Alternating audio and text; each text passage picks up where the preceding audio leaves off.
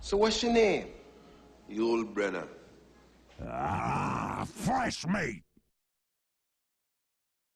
Alright, hey everybody, Yullbrenna here with another Ability Arena gameplay video, and this time we're going to be playing Wraith King. Wraith King is a solid middle of the pack god, used to be one of the top gods in the game, got a heavy nerf, and now is just known as one of the most annoying gods in the game still.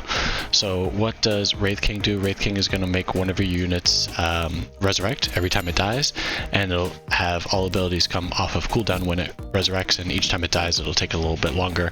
But of course, when you select this unit, it can no longer do damage, so it's kind of like a Rix build that, you know, the unit can continually respawn, but essentially the opposite, where the Rix build, it is silenced and can't cast spells but can do damage. This one can cast spells but does not do damage. So obviously there's some good times to play Wraith King, and sometimes some not great times to play Wraith King. So let's talk about how I'm going to play Wraith King today, and I'm going to play it in one of the classic ways, which is using a big ultimate and vacuum. So one of the benefits of Wraith King during the respawn, say you don't get all of your spells off, you're going to get another respawn off, so you're likely going to have all the units grouped up such as this. So you want to get a lot of spells that are going to be doing AoE damage, things of that nature, if you play this round. So I've gotten a few good spells with vacuum showing up early. There's a couple routes I like to go. One would be a spell damage route, so I'm probably going that route with the Enchantress, but I grabbed some early static link. I'm obviously going to be lacking in damage if I select the Wraith King early on. Sometimes, you know, you don't want to, just because if I have only 2 units on the battleground and one of them is not doing any damage, it's kind of difficult for me to win early. So I did find some spells I liked, and that's why I decided to choose the Wraith King unit, but I can totally understand if you wait until maybe your 3rd unit comes out and you get some more damage in there. So losing early, not a big surprise because I chose that early. And then one of the other builds I like to use with a Wraith King build is summon. So you're going to have prolonged fights. That's just the nature of Wraith King. You're going to have one unit respawning, causing a lot of issues, maybe respawning once or twice. So summons are going to continually do damage and are a good idea. So I'm just going to have a unit, throw some summons down, doing a lot of good damage, and that'll contribute as well. And then of course I'll have one unit in the back that will be fairly survivable, and that'll ensure I'm getting respawns off continuously in a prolonged fight, and I can get that damage done. So since I'm going the summons route, grab the Feral Impulse, and I also grab Inner Beast, and I'm going to have one attack speed unit. So I usually only get Inner Beast when there's multiple units that are going to benefit from it. So Inner Beast definitely going to be something I benefit from, so I'll go ahead and pick that up.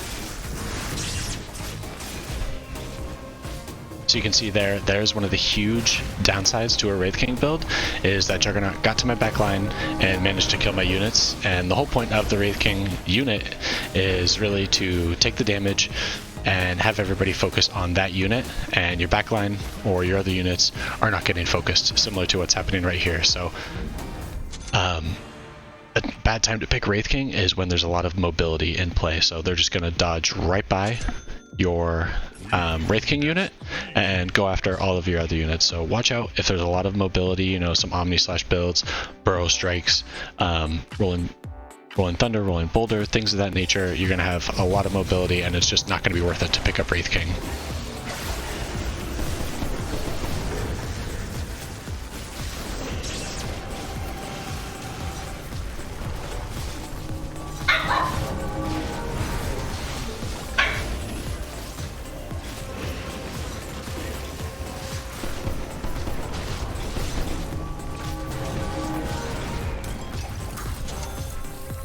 So still not going well. Again, that's not a surprise. Early on, Wraith King is not the greatest, but definitely can be better later on.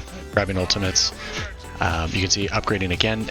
Wraith King doesn't depend on shop level, so don't worry about maxing up shop, but usually if you're going to be playing this way, you're going to want to get big ultimates into play, so you'll want at least shop 3, maybe shop 4, so looking for those spells for Wraith King. Right now I just have a lot of annoying stuns, and of course Vacuum to help out, but definitely need to get something into play here.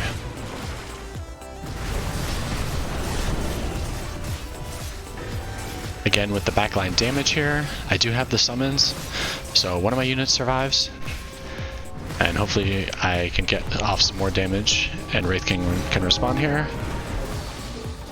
Just survives.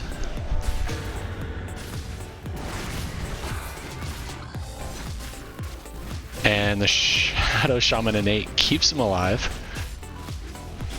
Everybody's out of mana, and hopefully the summons and just the auto attacks from Shadow Shaman do it. And yeah, there you go. There's a reason to pick Shadow Shaman right there. Is that innate can come in pretty clutch.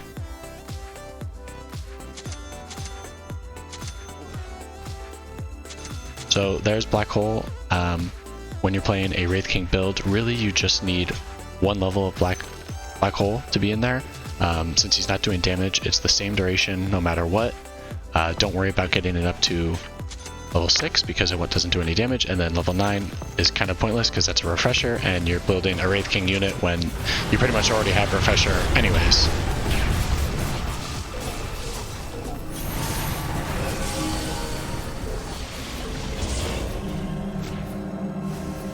You can see the really good control that Wraith King has.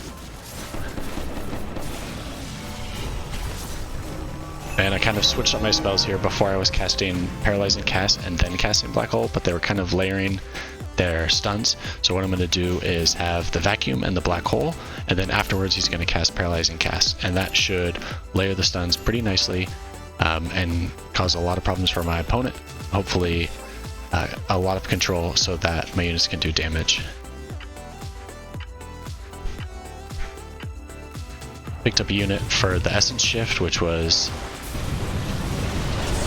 Medusa. Not my favorite unit because of the how she interacts with mana, and especially with mana drain in here.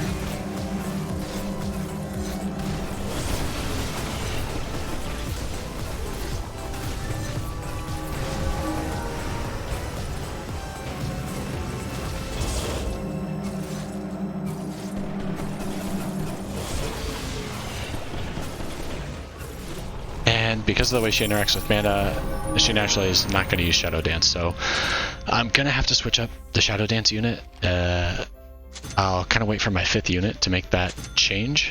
I also grabbed Overgrowth, potentially Overgrowth over Black Hole. I usually like to go the Black Hole route. I think it's much better control, but Overgrowth can work too. And yeah, of course, if I like to get Blade Fury or Rage on my unit, and if there's Spear of Mars and there's no spell immunity, that can be a huge counter to Wraith King. So in those cases, make sure you have some spell immunity just to make sure you can get the Vacuum off, make sure you can get the Black Hole off.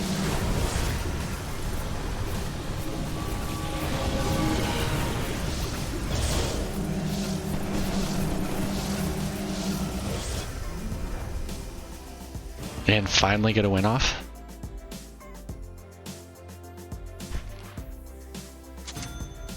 So the summons build is going well. Finally Chaotic Offering shows up. Spirit Bear I do potentially want to keep because I'll probably use one other summons once I move Inner Beast off. So I'll keep that in there. Curse Crown is another good spell I like to use on a Wraith King unit. Maybe I use that over Paralyzing Cask. I haven't really decided yet. You can see crowded bench right now. I'm a little lost in how I want to go with this build and not doing so hot as well as far as wins, but mid game is really where Wraith King shines, so I'm hoping to pick up some wins here.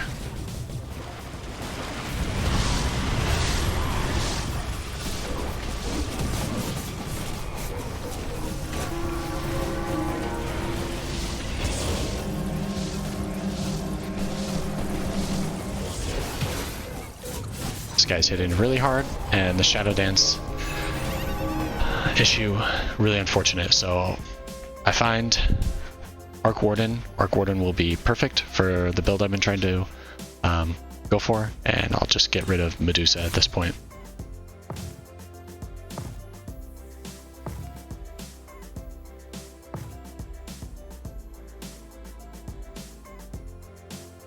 So I do want people to hang back, which is why I have a lot of range units. So I'll go ahead, I'll get Chain Frost. Chain Frost could work really well with the Black Hole. And then, like I said, I kind of wanted to use the Curse Crown on the Wraith King unit. So I'll see what I can do with that as well. And yeah, Dazzle's build needs a little bit of work. So does the Arc Warden.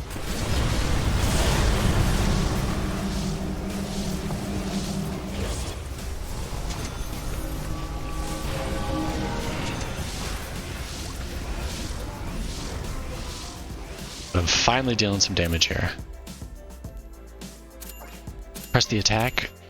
This is a helpful spell in case the Wraith King unit gets interrupted or anybody else for some additional healing. I like sometimes if Shadow Shaman, he gets his innate off and he's at 1 health, and then press the attack goes on him, he can survive and live a little bit longer. So go ahead and throw that on there. I pick up Warcry. Warcry is another good spell for your Wraith King unit if you want some additional armor. There's not a lot of magic damage and a lot of physical damage happening.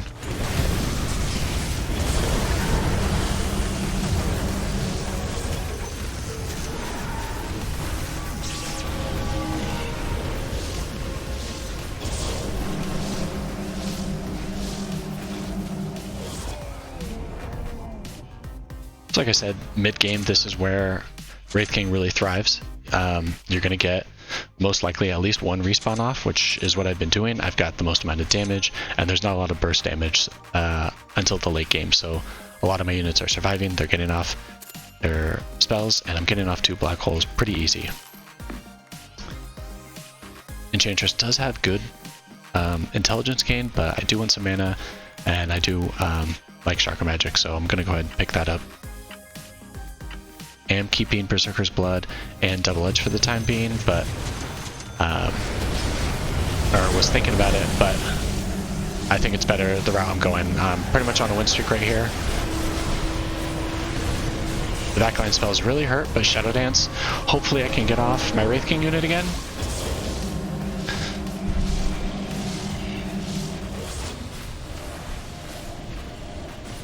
And I do, so there's where Shadow Dance really came into play.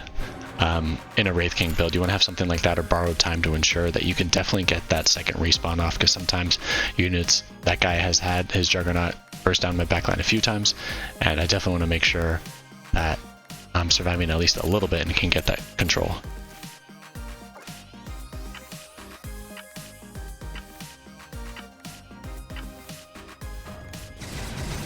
So yeah, since I sold Berserker's Blood, might as well get rid of Double Edged. Or since I sold Double Edged, might as well get rid of Berserker's Blood.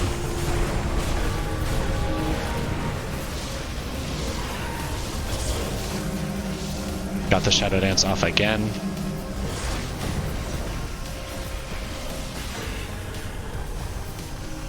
And I'm doing pretty well. So been on a winning streak. I do like Monkey King Bar right now. There's no real attack modifier for my Arc Warden, but I also, in most situations, I would pick the MKB up. But the Hurricane Pike, I do want the additional distance so that I'm staying away from Axe and staying away from a lot of the damage that's happening. So I think Hurricane Pike could work really well on the Arc Warden. But like I said, most of the time I'm picking up Monkey King Bar just in case somebody gets a butterfly, or I just want that additional damage. Because like I said, there's no attack modifiers. Remember, skipping Black Hole, you only need it at level 1. You're not doing any damage here. And the Essence Shift really wasn't popping with the little Shredder, which is kind of how I wanted to go, but just didn't really show up. So a few items not showing up for me, and I'm kind of pivoting.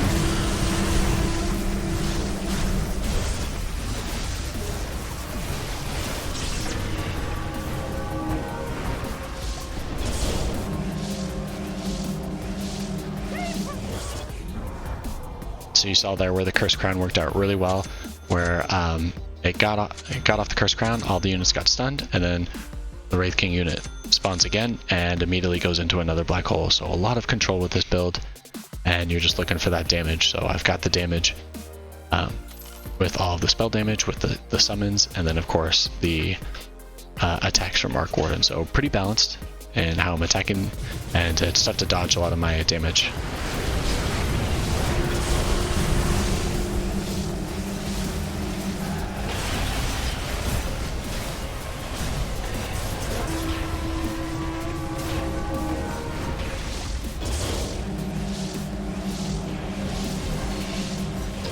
So that guy was consistently getting to my backline, but really just wasn't killing my front line, and he doesn't have a lot of survivability on his backline jumper, so he's out of the game. There's not too many people going after my backline at the moment. I think one or two other opponents, but for right now, the lack of backline is really helpful.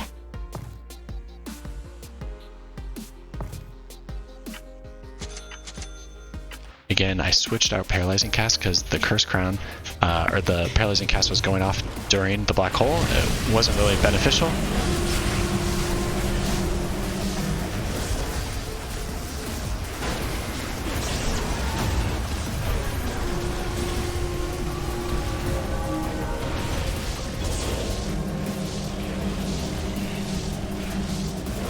And there we go. So yeah, the Curse Crown can go off hopefully around the same time or just after the black hole lands. It can contribute a little bit more.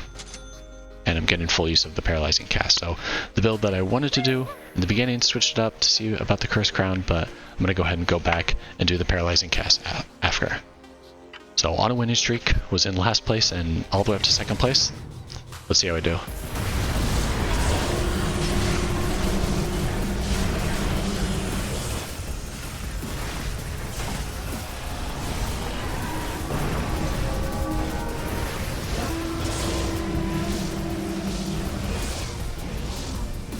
So you saw I switched up the Mystic Flare. A lot of the times the vacuum was taking away the damage of Mystic Flare, so I'll go ahead and do a delayed cast on the Mystic Flare. Hopefully Black Hole will cast by that time, and my opponents can't avoid that damage. So that's really the reason for the switch up in spells, and hopefully that means Enchantress can do a little bit more damage.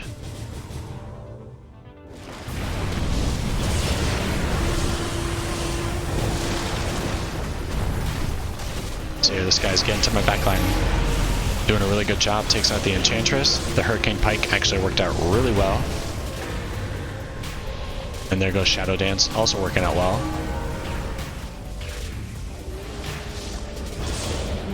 And even though they are in their own Shadow Dance, the Black Hole doesn't care about that, and I get the win. So after all that, we're down to the top 3 here. I'm getting Chakra Magic. Obviously Mystic Flare takes up a ton of mana, but if I can get Chakra Magic to Gaben, it'll reduce the cooldown of Mystic Flare, and I'm going to be spamming that like crazy.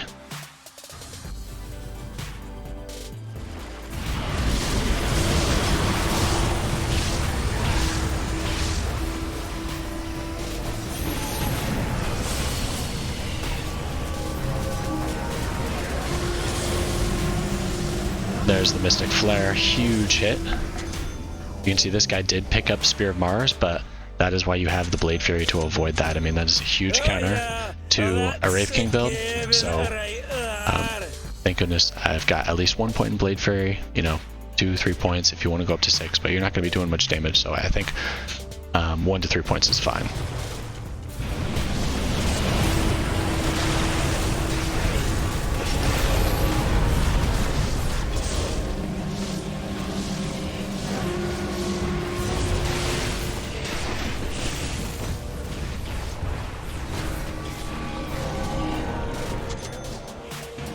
And taking care of that opponent very well. So, you know, since I started winning and all my 5 units came out, haven't lost.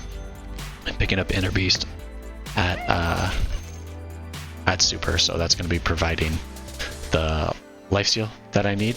So that'll be helpful for Arc Warden, and then of course for the Shadow Shaman as well. So more attack speed, more lifesteal, more damage.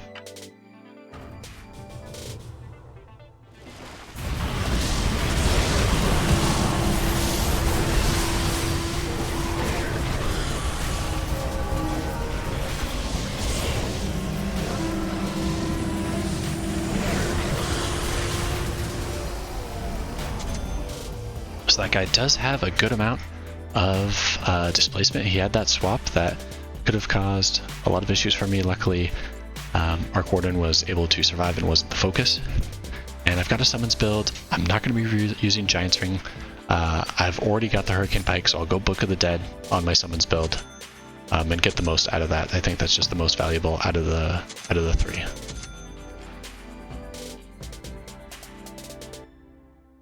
So So looking at this guy, his Tusk is dealing some huge damage here. He's swapping it around. On a win streak, I'm not too worried. Let's see what happens here.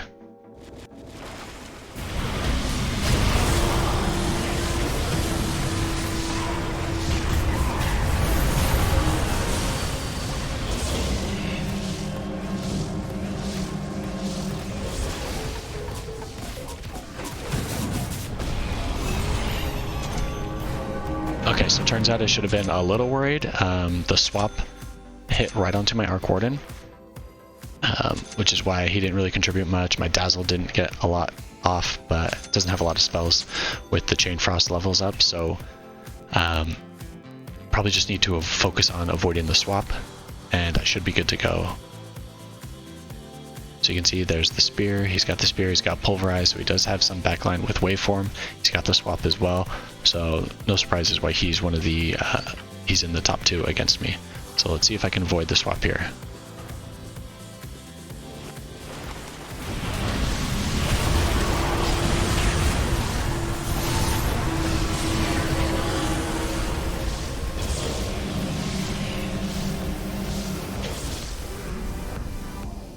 So I don't mind them jumping on my Shadow Shaman because he'll get off his summons and they'll do all the damage, so not a big deal there. I get Gaben on Vacuum, so now I'm going to be jumping to a point and then causing normal punch. So potentially with this, you know, Wraith King can't do damage with summons, but with the normal punch, there is potential for the Wraith King unit to do some damage here.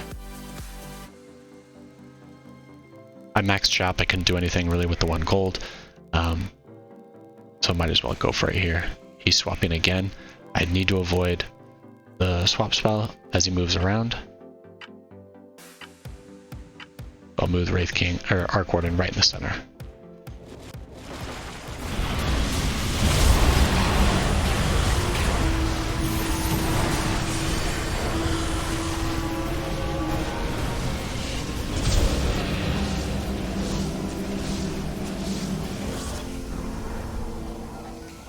So Axe doing damage with the normal punch of Vacuum Gaben. I've got Chakra Magic 2 Gaben as well, so Mystic Flare is going to be hitting a good amount of times here. So it's looking really good. He keeps jumping the Shadow Shaman because of the swaps, and again, I don't care about that. Also, I'm getting Press the Attack off, so the Pulverize gets kind of nullified by Press the Attack. So I'm looking really good here. And let's see, this could be the final round.